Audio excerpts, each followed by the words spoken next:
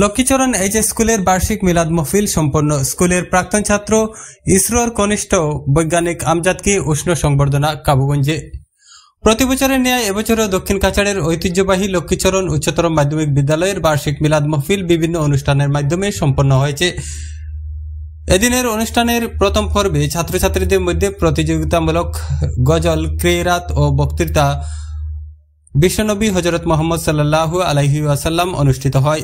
দ্বিতীয় পর্বে গুণীজন সংবর্ধনা অনুষ্ঠানে স্কুলের প্রাক্তন ছাত্র তথা ইসরোতে কনিষ্ঠ বৈজ্ঞানিক হিসাবে সদ্য নিযুক্তি পাওয়া আমজাদ আমিন রাহুল কাছাড়ের স্কুলসমূহের পরিদর্শক গণেশ হরিজনকে উষ্ণ সংবর্ধনা জানানো হয়। এছাড়া প্রয়াত কবি শিক্ষক আতাউর রহমান লস্কর মেমোরিয়াল অ্যাওয়ার্ড প্রদান করা হয়। অত্র স্কুল থেকে 2023 সালে মাধ্যমিক পরীক্ষায় সর্বোচ্চ নম্বর পাওয়া তুহিনা ইয়াসমিন মজুমদার এবং 2024 সালে সর্বোচ্চ নম্বর পাওয়া তানজিম ইয়াসমিন লস্করকে। তৃতীয় পর্বে স্কুলের অধ্যক্ষ অমলেন্দু নাথের পৌরোহিত্যে আয়োজিত অনুষ্ঠানে মুখ্য অতিথি হিসাবে উপস্থিত থেকে বক্তব্য রাখেন জেলা স্কুল সমূহের পরিদর্শক গণেশ হরিজন। তিনি বলেন, এখানে এসে আমি অবাক, যুগে এসেছিলাম অন্য বক্তব্য রাখবো, কিন্তু এই স্কুল থেকে পড়াশোনা করে কনিষ্ঠ বৈজ্ঞানিক হয়েছে আর তাকে আজ এই মঞ্চে আমি উপস্থিত হয়ে সংবর্ধনা প্রদান করব ভাবতে পারছিলাম না। আমি খুব কম সময় নিয়ে এসেছিলাম, কিন্তু আমি বাধ্য এখানে আরও সময় আমি কাটাতে। তার বক্তব্যে ফুটে উঠে কাছাড়ের শিক্ষা ব্যবস্থার করুণ পরিস্থিতি। স্কুল ছাত্রছাত্রীর অনুপাতে শিক্ষক কম একথা ফুটিয়ে না বললেও বক্তব্য ছিল পরিষ্কার। এই সময়ে ছাত্রছাত্রীদেরকে সাহায্য করতে শিক্ষক শিক্ষিকাদেরকে ভলান্টারি শিক্ষকতা করার আহ্বান জানান তিনি। বিশ্বনবী হযরত মুহাম্মদ সাল্লাল্লাহু আলাইহি ওয়াসাল্লামের জীবনাদর্শের দিকে আলোকপাত করে বক্তব্য রাখেন সিসিজেসি পালংঘাট এইচএস স্কুলের অধ্যক্ষ মৌলানা আনোয়ার উদ্দিন। তিনি বলেন, বিশ্বের সব ধর্ম গ্রন্থে শিক্ষা গ্রহণ করার নির্দেশ রয়েছে। আধুনিক যুগে শিক্ষা গ্রহণ করা আরো সহজ। মোবাইল অনেকে ব্যবহার করেন, কিন্তু মোবাইলের অপব্যবহার না করে মোবাইলের মাধ্যমে শিক্ষা নেওয়া ছাত্রছাত্রীদের প্রয়োজন। এছাড়া বক্তব্য রাখেন সমবায় সমিতির প্রাক্তন ডেপুটি রেজিস্ট্রার জোবান আলী লস্কর, আলহাজ মকব্বির আলী লস্কর, আমজাদ আমিন রাহুল, শিক্ষক আমিরুল ইসলাম মজুমদার, তারিনীপুর এইচএস স্কুলের অধ্যক্ষ দিলওয়ার হোসেন, অধ্যাপক জয়নাল উদ্দিন, ডক্টর নন্দিতা পাল, ডক্টর শিরতাজ বেগম লস্কর, শিক্ষক পুলক দাস, শিক্ষক নজরুল ইসলাম লস্কর প্রমুখ। এদিন অনুষ্ঠান পরিচালনা করেন স্কুলের প্রাক্তন ছাত্র তথা কাটলিছড়া দীনদয়াল উপাধ্যায় সরকারি আদর্শ মহাবিদ্যালয়ের শিক্ষক মাহবুবুর রহমান লস্কর ও শিক্ষক হানিফ আলম বড়বুইয়া। আমাদের প্রায় সবার 99% ছেলেদের কাছে আজকাল অ্যান্ড্রয়েড মোবাইল আছে। মোবাইল এমন ক্ষতিকারক নয় যদি আমরা সেটাকে ভালোভাবে ব্যবহার করতে পারি। আমরা পড়ার সময় সেটাকে পড়ার দিকে যদি কাজে লাগাতে পারি, কিন্তু আমরা প্রত্যেক জিনিসে মূল্যায়ন করতে পারি না, যে কারণে আমাদের ছাত্রদের জন্য মোবাইলটা আশীর্বাদ হওয়ার কথা ছিল, সেটা আজকে অনেকাংশে অভিশয়ে পরিণত হয়ে যাচ্ছে। আমরা বিশেষ করে ছাত্র সমাজ মা বাবাকে একটু আড়ালে রেখে রাত্রে যখন পড়ার সময়, যখন তাদের একটু অধ্যবসায় করার সময়, কারণ তখন ছুটি ছুটি মোবাইল দেখতে এবং মোবাইলের অন্য শিক্ষা ছাড়া অন্য চিনিতে ব্যস্ত হয়। রাত্রে বেশ রাত পর্যন্ত মোবাইল দেখে সকালে ঘুরে উঠতে পারে না, সকাল দেরি করে এবং পড়ার সময়টা নষ্ট করে, তারপরে তার ব্রেকটা পড়াশোনায় যতটা কাজ করার ছিল ততটা করতে পারে না। আমার মনে আছে আমি যখন ক্লাস 4-এ পড়েছিলাম, কি বলবো, আমার এই বিদ্যালয়ের শিক্ষক সমাজ আছে, কিন্তু বলতে চাইছি সেই কবিতা গুলো আমার কোনো মনে আছে। সেই কবিতা পড়েছিলাম, ইংরেজিতে একটা কবিতা ছিল,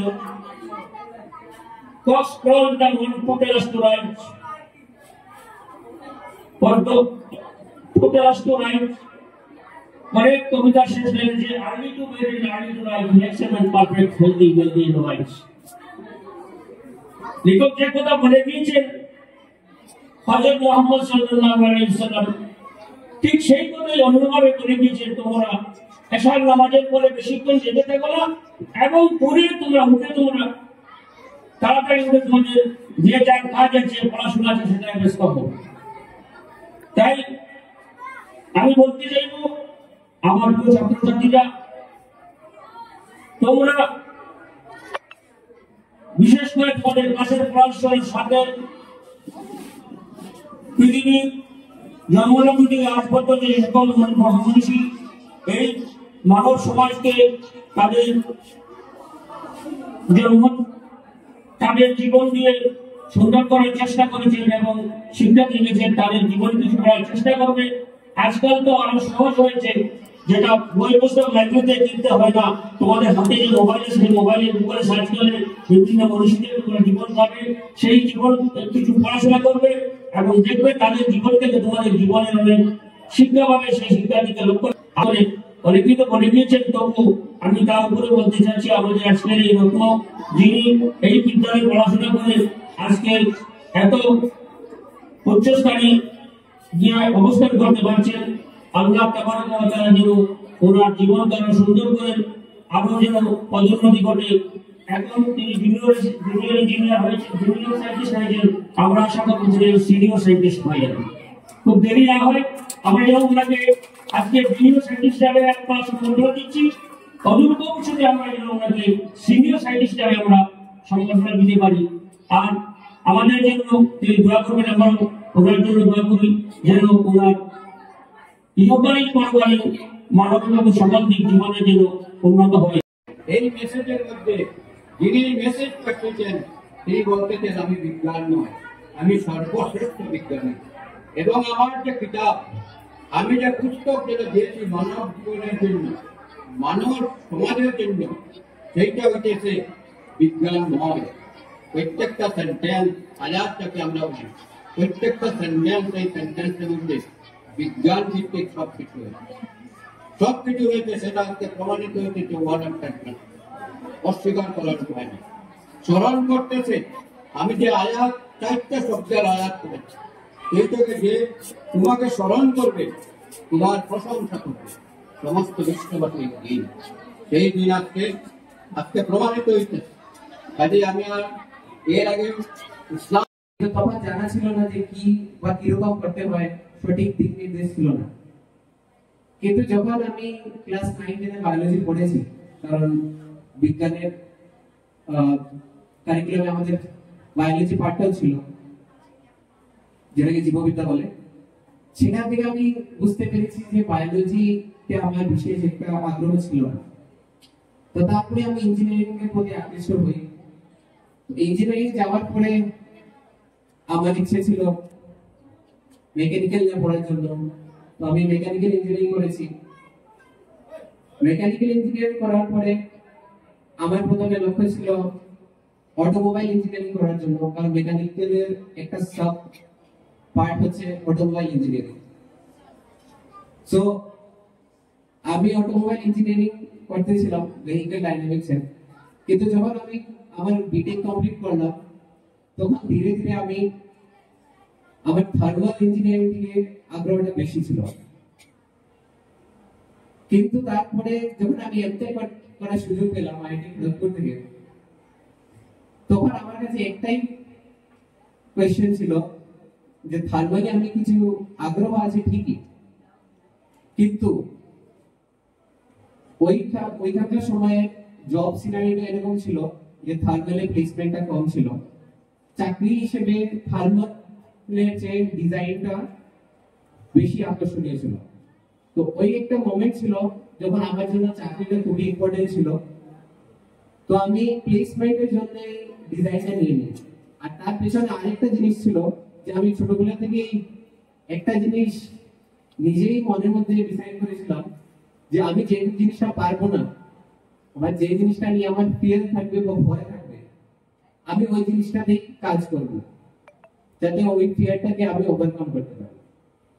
তো বিটেকের সময় আমার ডিজাইন ইঞ্জিনিয়ারিং নিয়ে পড়েছে এবং মহাকাশ গবেষণা নিয়ে ও যে সায়েন্টিস্ট হবে সেই কথা চিন্তা না করলেও মহাকাশ নিয়ে একটা চর্চা আমার বাড়িতে আমি বন্ধুদেরকে নিয়ে, আমার ছেলেমেয়েদেরকে নিয়ে পড়তাম।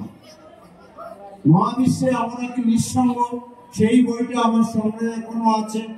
এরিক ফন দানিকেলের দেবতারা কি গ্রহান্তরের মানুষ, এরিক ফন দানিকেলের প্রমাণ, এরিক ফন দানিকেলের বীজ ও মহাবিশ্ব, জোসেফ এফ ব্লুমডিশের তখন স্বর্গ খুলিয়া গেল, সেগুলো অন্যান্য জার্মান বইয়ের বাংলা অনুবাদ।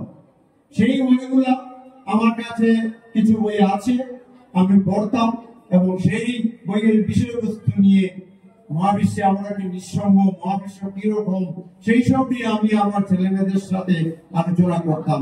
আমার বন্ধু যারা আমার বাড়িতে তখন বসে আড্ডা দিত, মাঝে মধ্যে গল্প গুজব হতো, তাদের সাথেও আমি আলোচনা করতাম।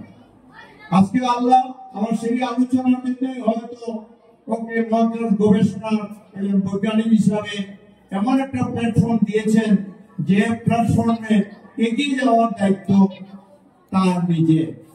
আল্লাহ তাকে সেই সুযোগ দিয়ে দিয়েছেন। এখন যদি সে সুযোগ কাজে লাগাতে পারে, আল্লাহকে স্মরণ করে, তাহলে সে আরো এগিয়ে যেতে পারবে, এই বিশ্বাস আমি রাখি। সেই ব্যাপারে মাহবুব বলেছেন, যাদের বলবেন দু এক কথা যাতে সেই ব্যাপারে বলেন। সেই ব্যাপারে আমি একটি কথা বলতে চাই।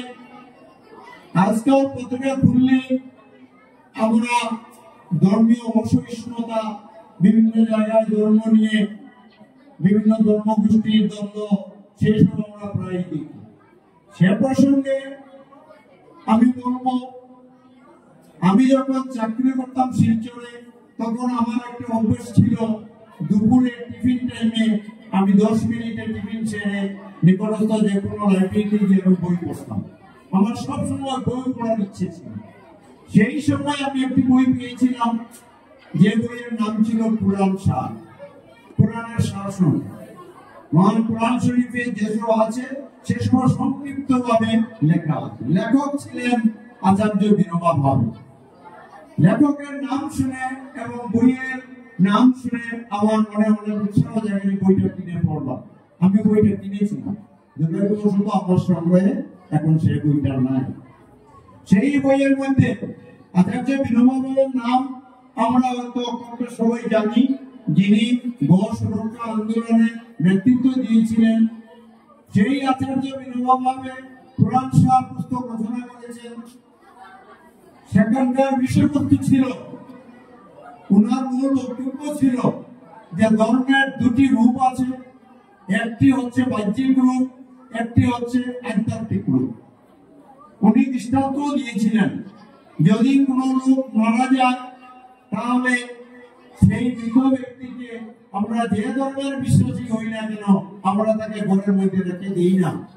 আমরা কেউ ওটাকে শ্মশানে নিয়ে যাই, কেউ ওটাকে কবরখানাতে নিয়ে যাই, আরো কেউ নিজ নিজ পদ্ধতিতে ওই দেহটাকে গৃহ থেকে সরিয়ে অন্যত্র বিসর্জন দেন।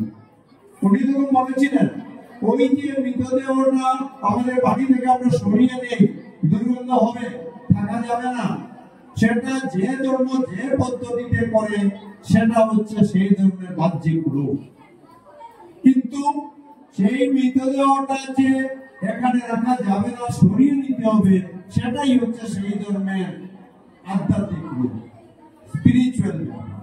এবং সেই স্পিরিচুয়াল ব্যাপার, আধ্যাত্মিক রূপটা সব ধর্মেরই এক। সব ধর্মের লোকেরাই চাইবে সেই মৃতদেহটা ঘরের মধ্যে যাতে না থাকে, কিন্তু ঘর থেকে সরানোর পদ্ধতিটা ভিন্ন। সেই রকম ধর্মটাই আধ্যাত্মিক রূপ এক। সব ধর্মই করে হিংসা করো না, মিথ্যা কথা বলো না, জনগণকে ভালোবাসো, বাহ্যিক রূপটি আলাদা। আমি আশা করব সেই ধর্মীয় বিশ্বাসটাই আমাদের মধ্যে যাতে থাকে, সেই ধর্মীয় সম্প্রীতিটা আমাদের মধ্যে থাকে। সেই বলে এবং মহান আল্লাহ তাআলাকে, আমার ছেলেকে এমন জায়গায় নিয়ে যাওয়ার জন্য যাতে সবাই গৌরববোধ করছে, আমি আবারও আল্লাহ তাআলার শুকরিয়া আদায় করছি এবং আমার